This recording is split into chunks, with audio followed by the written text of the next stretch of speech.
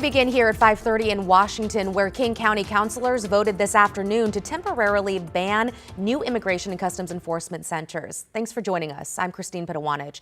This comes after a Coos County commissioner faced backlash for suggesting ICE build a facility near Coos Bay in the community of Lakeside.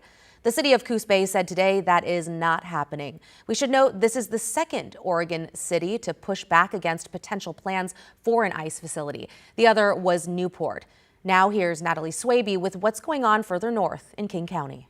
Welcome, everyone, to the March 3rd, 2026 meeting. In King County, Councilmember Teresa Mosqueda isn't waiting. We will not coordinate or collaborate with ICE. She's moving fast, and she's not alone. I think many jurisdictions across this region are stepping up with urgency, especially after we saw the federal government issue a request for interest on whether or not there would be a local land opportunity to expand here in King County. ICE hasn't confirmed expansion plans, but the possibility was enough to ignite a region-wide response. Quickly, you saw the city of Tukwila pass legislation, SeaTac pass legislation, Port of Seattle pass legislation. City of Seattle's introduced it, and here at King County, we are poised to pass this today. This is an emergency one-year moratorium that immediately blocks the acceptance of permits for new or expanded detention facilities. Mosqueda drove that proposal, pushing emergency legislation, noting that the Northwest ICE Processing Center with 1,575 beds saw its population grow in 2025.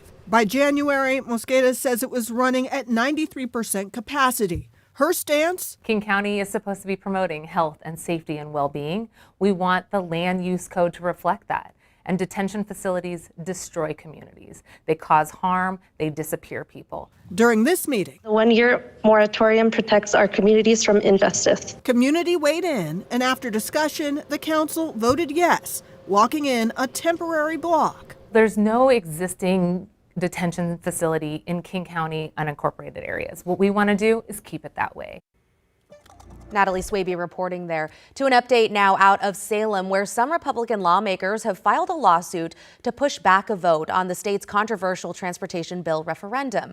Democrats passed Senate Bill 1599 yesterday, and Governor Tina Kotek signed it. The new law moves a statewide vote on transportation tax and fee increases from the November general election to the May primary. Opponents say that change violates constitutional protections and are asking a judge to block it. But supporters say moving the vote to May will give the state clarity on how to address the ODOT budget shortfall faster. This session, lawmakers are talking about regulating data centers as well, more specifically, putting a one-year tax break moratorium in place for future facilities. Alma McCarty looks into how we got here. So data centers have been around for a while. And while not new in Oregon, they are growing. Data centers are getting bigger and bigger. Some of these new AI hyperscale data centers are exponentially bigger than those tiny ones.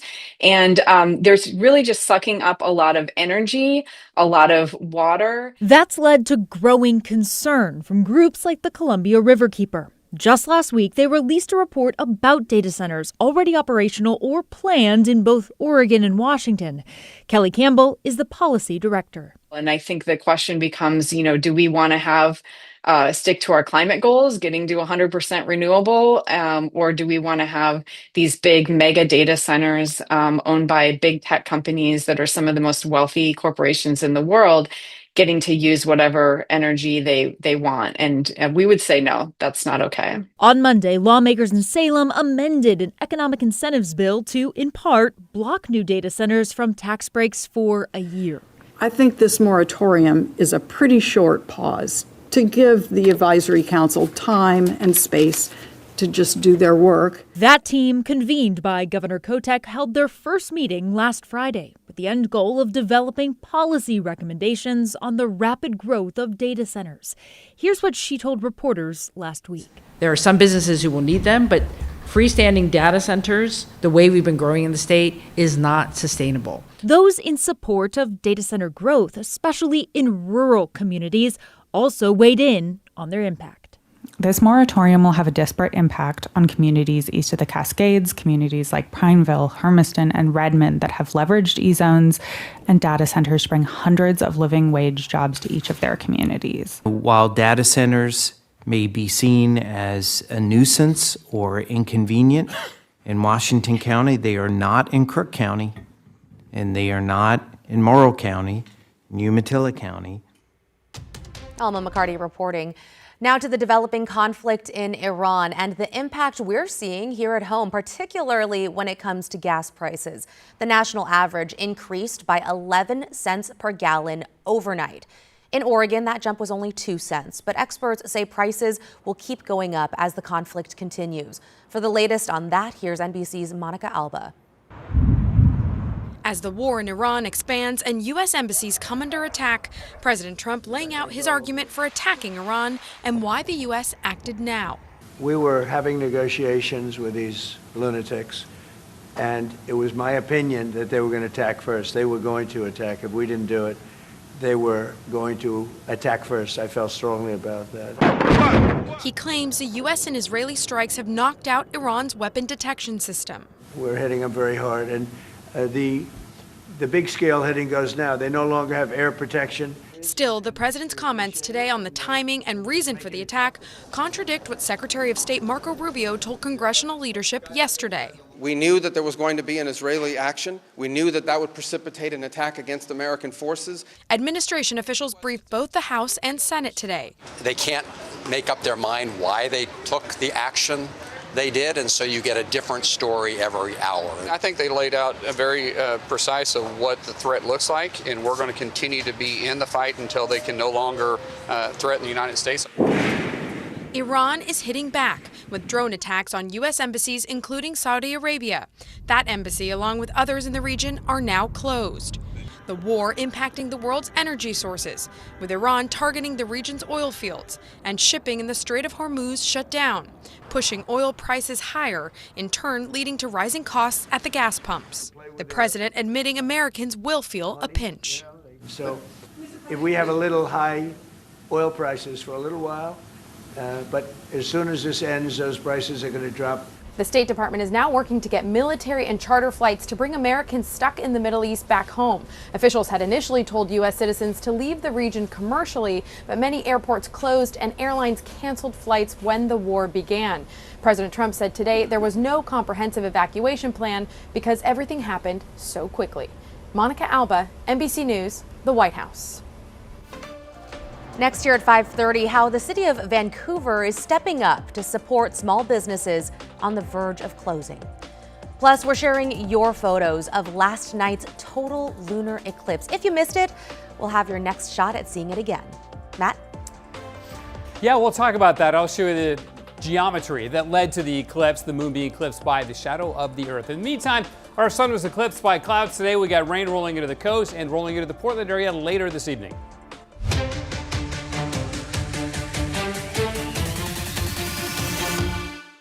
I'm Matthew Herchick, new morning anchor at KGW. I'm a huge sports fan, and I know I might be from the Buckeye State, but I'm excited to explore what the Rose City has to offer. I want to make sure you're prepared for the day, whether it's bringing you breaking news or sharing those inspirational stories that make you smile.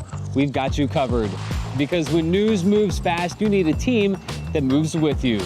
Make the move to Portland's #1 streaming newscast, Sunrise, weekday mornings from 5 to 9, anywhere you watch.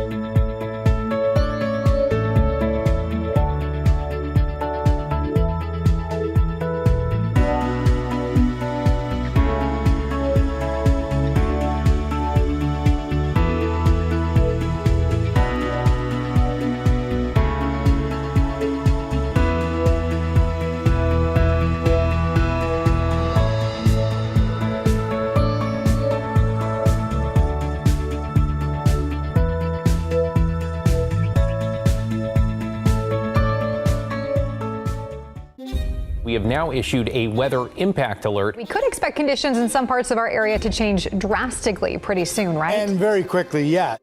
This is significant rainfall coming our way. You'll definitely want to be extra cautious. It's certainly becoming increasingly hazardous.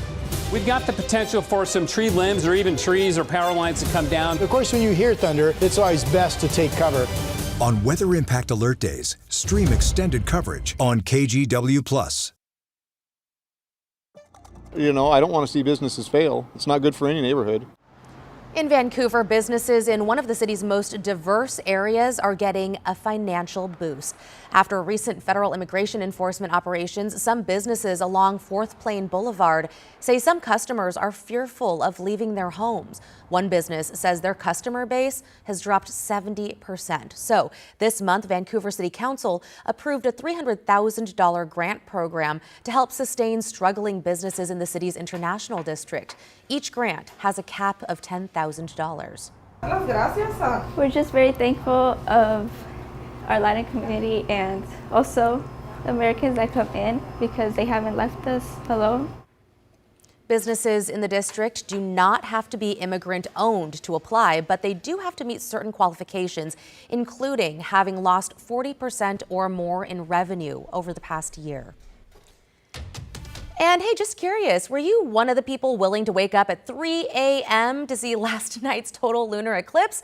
Apparently, some of our viewers were totally motivated and shared these photos with us. Very cool. Thanks to everyone who sent in these pictures. You can see there, it was what we call a blood moon, which is why you see that hue of orange and red.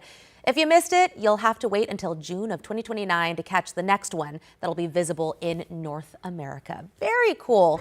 I mean, we were talking about it, and you definitely did not stay up to watch it, right? Nor did you. No, Yes. I went to bed. I stayed up until 2:30, and I saw Why? like half of it. I just was up. I don't know. I got off late. I understand. I know. get it. I got off Yeah. late, and then I only saw half of it, and then the clouds moved in. Yeah, it was not the best timing for us. It might because it was in the middle of the night. Yeah. And then we were fighting those incoming clouds. But here's the orbital geometry that defines a lunar eclipse and makes the blood red moon, and in this case, the blood worm moon, because the full moon in the month of March is called the worm moon. So you have the sun, you have the earth, and then you have the moon. And when they all get lined up like this, the earth blocks the sunlight reaching the moon. The moon, of course, does not emanate any light on its own. It just reflects the sun's light. So when it's blocked by the earth, it is eclipsed, and we get in the shadow. And this time is a total eclipse because it was right in the deepest part of the shadow. All the other light gets scattered away, kind of like at sunrise or sunset, so we end up with a red color on the moon. Now, when is your next chance to see this? Well, there's a couple of them coming up. There's actually one later this year. It's just a partial lunar eclipse, but look at the date and look at the time. Way easier to see, of course, late summer, 9:12 p.m. when most folks are still up and about. Total eclipse, that next one again is in 2029 on the 25th of June. But again, that one will be a lot easier to see as well because it happens at 9 in the morning. So, you know, the moon will be, probably just about to set at that time, but still it should be easily visible at that time. Okay, out at the Reserve Golf Course, the Explore Tualatin Valley camera showing a cloudy sky and 57 degrees and not raining there yet, but we've had some rain move into Portland and we hit 60 today. Third day in a row. All 3 days of the month of March so far, we have hit 60 in Portland, 63 at Bend, Roseburg, and Medford, the hot spots in the state this afternoon. So a few showers have bubbled up ahead of the incoming cold front that's going to bring us steady rain and mountain snow tonight. You can see the bulk of the moisture is in central Oregon here. So that's why we have a winter weather advisory for the central Oregon Cascades. The passes right now are dry and clear from Government Camp to Sandiam Pass to Willamette Pass, all in good shape and still in the 40s. But that'll change dramatically overnight tonight. There's going to be sticking snow on the roads. They're likely to get slippery. This is fairly wet snow as well. Mount Hood, while not under the winter weather advisory, will still get snow from this system as it comes on shore. And there's two features here. There's the main cold front here, but then that's really interesting. That's the secondary cold front, if you will. It'll have strong showers, might be able to spawn a couple of thunderstorms as that one comes on shore, and you can watch it in the modeling. So here's that first batch of rain coming on shore basically now, followed by that second one, which will really see the snowfall rates pick up during the day tomorrow and tomorrow night and into Thursday morning. So a couple of good ski days on the way. I think Thursday would be the better because it's going to snow tomorrow and tomorrow night. And then still snowing on Thursday, which is great as we see the showers continue, but then we'll begin to see things warm up a bit as we go into Friday and the weekend. In the valleys, about 1/2 to 2/3 of an inch of rain and pushing about an inch over on the Oregon coast. Now, the long-range forecast, challenging yet again, as it has been all winter long. Warm weekend. We're quite confident that'll be the case. Jet stream just to our north. So we could end up getting just barely grazed by some light rain that hits Washington and BC. But I think Saturday and Sunday were mainly dry. And then on Monday, we begin to see a shift with the jet stream, strong one, shifting south over the northwest, which would bring us cooler weather with rain and mountain snow. But question mark, because not all of the models are showing this solution. That's been the case several times this winter where we get teased by a very productive snow pattern. It doesn't really pan out, so we'll wait and see. Hopefully this time it does. 58 degrees, the rain has reached Portland, the freezing level at 6,600 feet. So for tonight, we will see rain. It'll turn to showers tomorrow. There's a slight chance of a thunderstorm in the valleys and especially at the coast. High of 53 tomorrow, 50 on Thursday and Friday, 52. Then over the weekend, mostly cloudy but mainly dry, upper 50s, and daylight saving time comes back Sunday morning, which of course means you lose that hour of sleep. Good thing the eclipse wasn't on that night. That's true. And then, but the sunsets will be after 7 o'clock beginning on Sunday. Gonna love that. And also you said most snowfall Wednesday, Thursday? Yes, and if I was going to ski this week, I think I would pick Thursday. Okay, so if you're not here Thursday, we know then where you'll you know are. why. Exactly. Okay, thanks, Matt. Sure. Coming up, the next generation of journalists are honing their skills in a local classroom. Meet some of the team behind the Benson Orbit. Stay with us. Hi, I'm Christine Padawanich. I'm a journalist at KGW, and I love exploring Portland's amazing food scene. New spot? I'm there. So I don't just report about our community, I belong to it. What happens here affects us all, and that's why we care so deeply about getting it right. And when local journalism is done right, it doesn't sit still, it moves. It moves you to act, to vote, to volunteer, to speak up, or to lend a hand. It moves your mind by challenging assumptions and offering new perspectives. It moves you forward by giving you the information to make decisions and thrive where you live. And yes, it moves your heart through the good stuff that stays with you wherever you are. And at KGW, we're here for all of it. These are the stories that move Portland.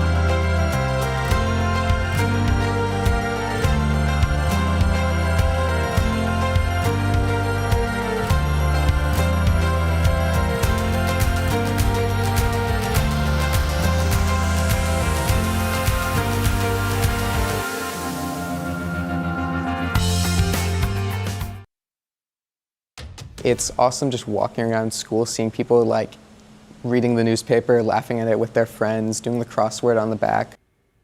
A student-run newspaper has been resurrected at a local high school with hundreds of copies going out to students, staff, and soon, nearby businesses. Celine Stevens spoke with those high school students to learn more about why keeping journalism alive is so important to them.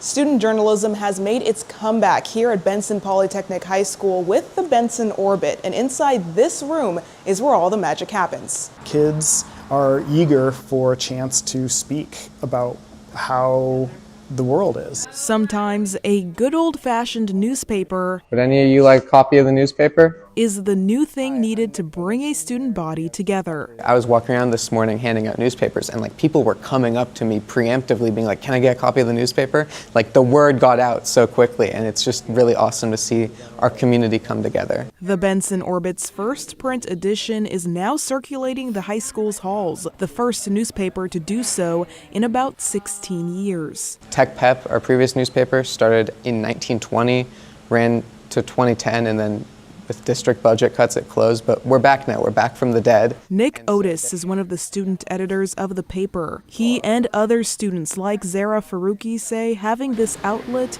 is crucial for amplifying student voices. It feels really good. I've done a lot of things and nothing really compares to this. It feels so good to start something up, and it feels so good to bring something up that's going to hopefully continue here for years. The Benson Orbit started last school year as an after-school club with only an online presence, spearheaded by a couple teachers. My colleague and I, Miss Miko, were like, we need a journalism program here, and we sort of put it out there, and a group about 5 kids last year picked it up and just ran with it. That club has now turned into a class filled with nearly 20 students. It's not real until it's on pulp, I think, for them. And so they were really pushing for the print edition. Even though it feels sort of old-fashioned, I think it's actually one of the places where journalism really finds its heart. And while the content can range, sometimes those are silly pieces about how bad the school lunch is or whatever, and sometimes it's about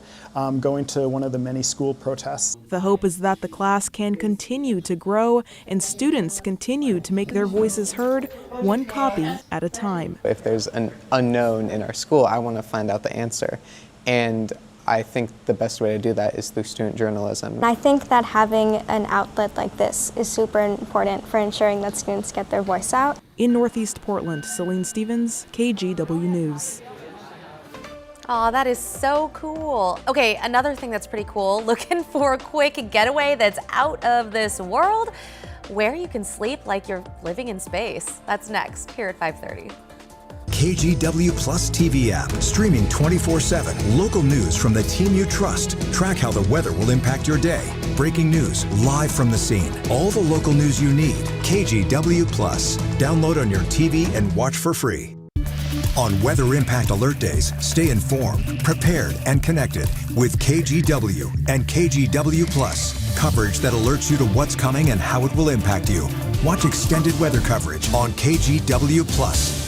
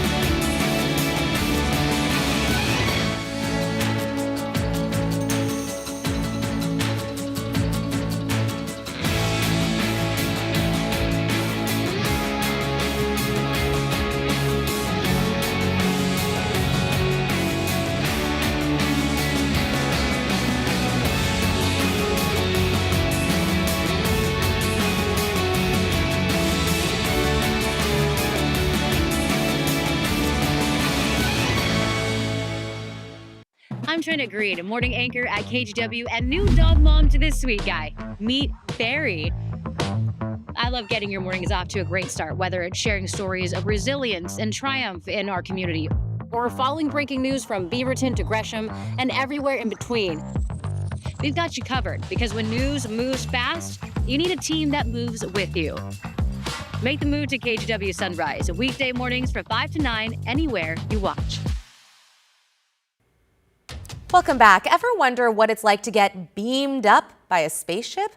Well, now you can experience it without leaving Earth. We're taking you inside Washington's most out-of-this-world Airbnb, and it's just outside Vancouver. St. Brian has more on this close encounter. On the other side of a winding dirt road, there's something that shouldn't be there. Something that looks like it crash-landed in a quiet neighborhood. This guy's neighborhood. Welcome to the spaceship. I'm Kirby Swantosh. Kirby doesn't just own a spaceship, he built one. And the really crazy part? He predicted he would do it in a song he wrote 25 years ago. I'm building a spaceship in my backyard. It's gonna go fast and it's gonna go far. It's a dream inspired by Lost in Space, the TV series Kirby started watching when he was 5 years old. I remember being really, really affected by the show and the fact that the boy, Will Robinson, kind of looked like me, had red hair, at least. So when Kirby and his wife needed a garage for their lawn tractors, he had an idea. I was just kind of like, as a joke, said, you know, it'd be cool if we built a spaceship on top instead of just a shop. And my wife, to her credit, just said we should do that. It took 8 years of building, multiple mortgage refinances. And there's nothing normal about it. But Kirby got his spaceship. And you can bet he's had fun with it. Yeah. This section of the ship is the control panel. If you go like this,